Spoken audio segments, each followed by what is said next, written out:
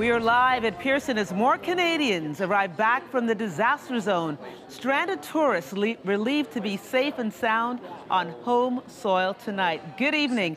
I'm Andrea Case. Frightened, frustrated, and fatigued. Just some of the words to describe those who touched down in Toronto today. For many, it's been a long process to get back to Canada, with criticism mounting over the government's response to citizens trapped in Irma's wake. Well, let's go to CTV's Tracy Tong, who's live inside Terminal 3. Tracy, you're with some of those travelers right now. That's right, Andrea. There are two flights, WestJet flights, that are bringing home travelers from Saint Martin as well as Turks and Caicos. And the one from Saint Martin actually landed in the last hour or so. Those first passengers are coming out now. I'm here with Deborah and Daryl Sheppy, who have been left stranded in Saint Martin. You've spent about 9 days there and spent about the last 5 trying to get off that island. What has that experience been like for you, and how does it feel to be home, first of all? It feels great to be home. Very emotional,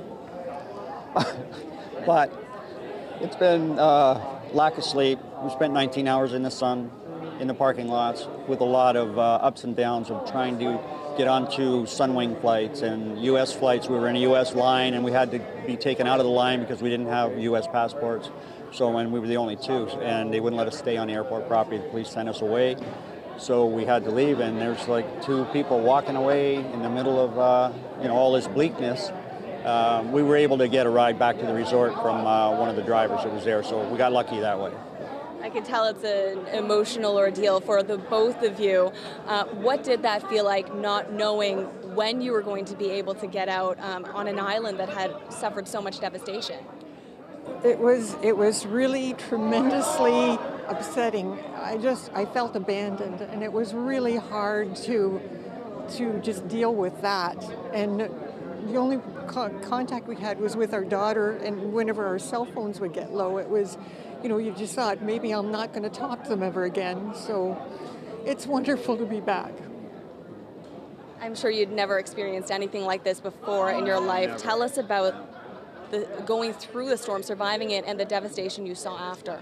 Well, it's, the numbers 4 or 5 and everything, you think it may not make a difference. This Category 5 thing is it's an unbelievable thing. It blew the ceiling off of the room, blew the doors out. There was water everywhere. The noise is deafening. And I managed to look out the windows during the eye of the storm because we were right in the middle of that track. And I saw boats floating by, hitting the balconies out front. And in the morning, when the water had gone down, or pardon me, a little bit later in the day when the water had gone down, these boats were stranded sitting up on the balconies. I've got some shots of that stuff too. I'm going to show my friends. Thank you so much for that, Daryl. Deborah, I'm so happy that you are home in Canada tonight. Now, these are just the first few passengers that are coming off that flight. Other family members here have signs, have flowers. They too are eager to see their loved ones. There's immense relief at Pearson Airport tonight. I'm just happy, overjoyed, just very grateful that not only that he is safe and healthy and coming home. Family and friends have been trying for days to get loved ones home who have been stranded on ravaged Caribbean islands post-Hurricane Irma. In the eye of the storm, he got up, came out of the bedroom, blew out the windows, and he and his dog ended up in the center bathroom for 2 hours. We spent how many hours on the computer yesterday? 12 hours 12 yesterday. hours yesterday, calling WestJet, calling government the offices, and we couldn't get anywhere. About 300 Canadians in affected areas asked for the government's help. Watching flights from other countries come and go, some are calling Canada's response slow. We're like literally the last one. The U.S. people have gone first, they've taken animals second, and Canadians last. The federal government says damage to airports and availability of airstrips added to a complicated situation. I'm just so happy he's home. It'll be hard not to cry. Yeah.